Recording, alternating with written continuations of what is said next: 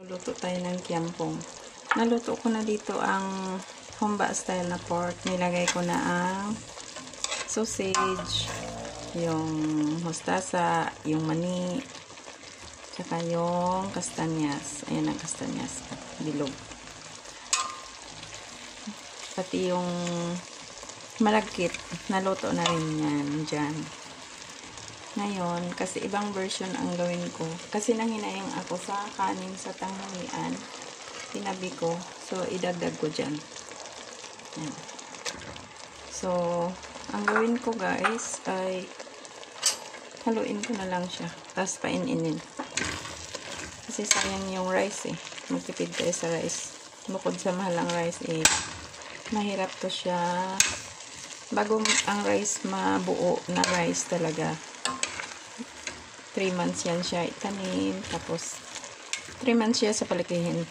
Bali, pagkatanim 3 months.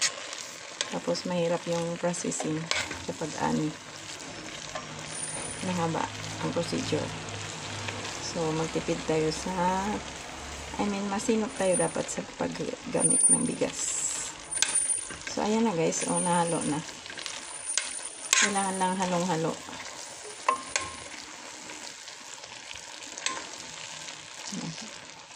Last time ang ginamit ko pure malagkit. So, parang biko talaga siya ang labas. Masarap naman yun kasi may halong red rice. Pero ito ibang version ko kasi ang kakain nito 3 lang kami. So, nanghinayang ako sa rice ng sa tanghalian. Kaya inaloon ko na lang siya ng malagkit at saka ito.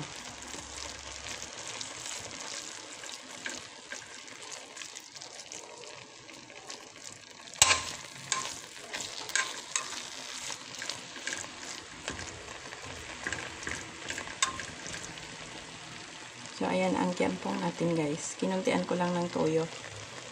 Kasi masama mas katawan yung sobrang dami ng toyo. So, thank you so much guys for watching.